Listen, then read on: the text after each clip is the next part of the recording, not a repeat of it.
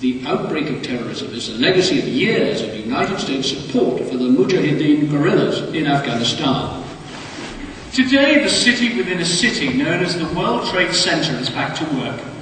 Security has been tightened. Yet this is an extraordinary place that handles 70,000 people coming and going on the average day. And there is no way to guarantee absolutely their safety. Impossible not to feel that even today, the havoc and the blind panic such a bomb in such a building must have created. What happened on a wet Friday lunchtime in February has scarred everyone who works here. Well, I think people's lives changed on the 26th of February. It's given us a heightened awareness of global terrorism. It has touched our shores. We know that we have to deal with it. Down in what was the car park, where the bombers left a 1,500-pound device in a hired van, they're still rebuilding the basement floors, blown away in a matter of seconds. From that moment, from the very beginning, the Americans were convinced this was not a one-off attack from an isolated group of eccentric extremists.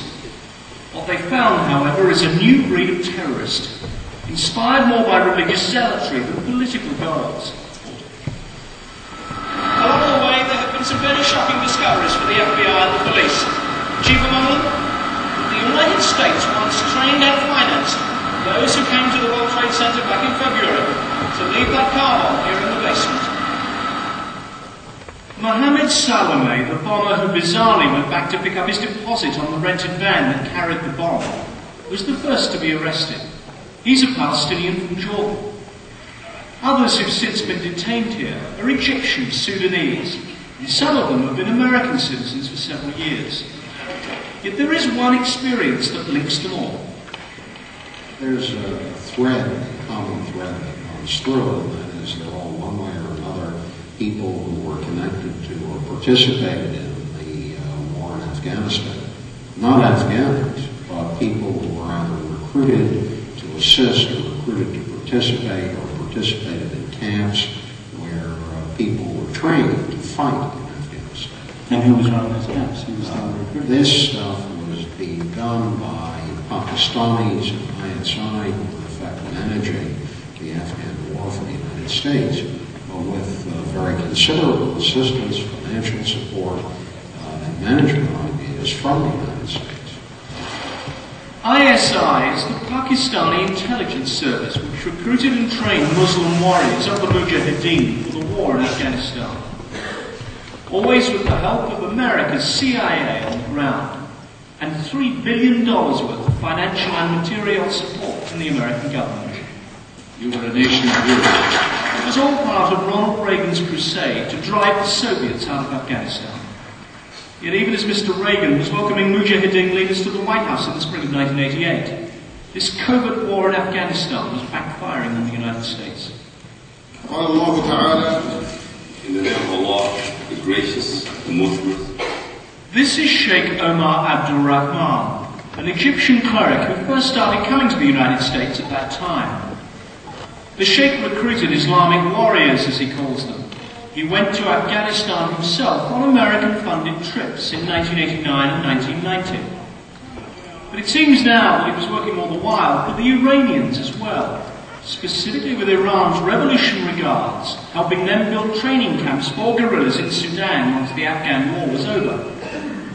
Their targets today, President Mubarak's secular pro-Western government in the Sheikh's native Egypt, and America, starting with New York City. Until his arrest last week for being the spiritual leader of the World Trade Center bombers, the Sheikh was living in nearby New Jersey and preaching openly the politics of militant Islam. These people don't hate us for the friends we have, they hate us for who we are. And that's a much more fundamental problem. Fundamental for Americans, much more difficult to understand. And what are the targets as a result? The targets, so far as we can tell, from what we've seen, are largely symbolic. The World Trade Center disrupting the financial center, going after tunnels and infrastructure targets. And basically, they're just trying to send a message of hatred for what America stands for. The great Satan, the great corrupter, the den of thieves and fornicators, as Sheikh calls us. It was 30-odd years ago, after President Kennedy ordered the disastrous Bay of Pigs invasion of Cuba, that America first detected the price to be paid for covert support of wars abroad.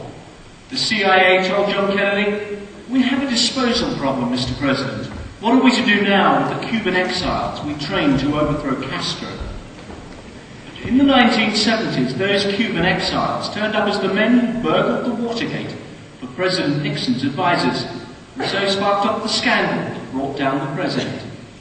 20 years on from that, The problem we have up front is the world has become so tight, both in terms of communication and transportation.